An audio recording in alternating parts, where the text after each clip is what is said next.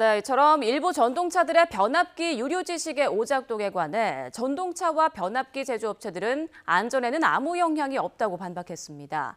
하지만 막상 YTN의 취재가 시작되자 변압기 리콜에 들어갔고 문제를 제기한 업계 관계자에겐 취재에 불응하라며 회유까지 시도했습니다. 이어서 이준엽 기자의 보도입니다.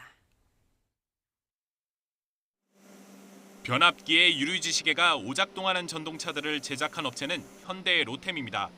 코레일과 달리 초기부터 결함 사실을 알았다고 인정했지만 문제될 게 없다는 건 코레일과 같았습니다.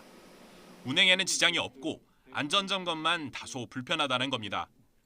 지시계는 있어도 되고 없어도 되는 기기예요. 이 눈금을 가지고 저희가 사용하는 그런 건 없어요. 이거는 단지 유지보수를 위한 그런 역할에 중점을 두는 그런 부분.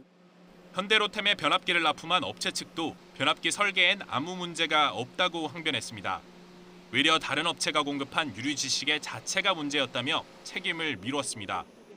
원래부터 저는 문제는 없었는데 그저 이런 제품에 대해서 그러니까 똑같은 타입인데 이런 현상에 대해서 오다 보니까 본의 아니게 어떤 그런 유류지시계가 현상이 나타난 건 있었어요. 하지만 정작 이들은 내부 논의에서 이전보다 냉각기 용량을 키운 변압기가 들어간 전동차들에서 문제가 발생한다는 사실을 확인했습니다. 이로 미뤄볼 때 차량 설계 결함이 아니냐는 내부 결론까지 낸 것으로 파악됐습니다.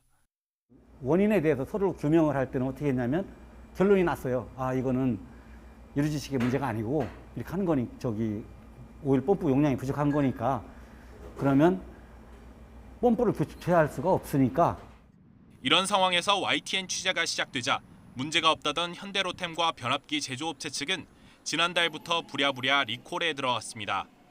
기능 결함 문제를 처음 제기한 업체 관계자에겐 취재에 불응하라고 회유하며 대가를 약속하기도 했습니다. 이미 문제가 아닌 걸 특별히 이슈화시킬 일도 없는 것 같다 이런 식으로 얘기를 해주셔서 당장 내일 촬영도 안 오고 이러면 여러 사람이 지금 훨씬 더 부드럽게 일을 할 수 있는데 이와 관련해 코레일 측은 해당 결함이 끝내 고쳐지지 않으면 향후 전동차 사업에서 현대로템을 감점하는 등 불이익을 줄 방침이라고 밝혔습니다. 전동차 제조업체들의 사안 축소와 쉬쉬, 이를 몰랐던 코레일의 관리 부실이 어우러지며 전동차의 안전성 문제가 미완의 숙제로 남았다는 지적이 나옵니다. YTN 이준엽입니다.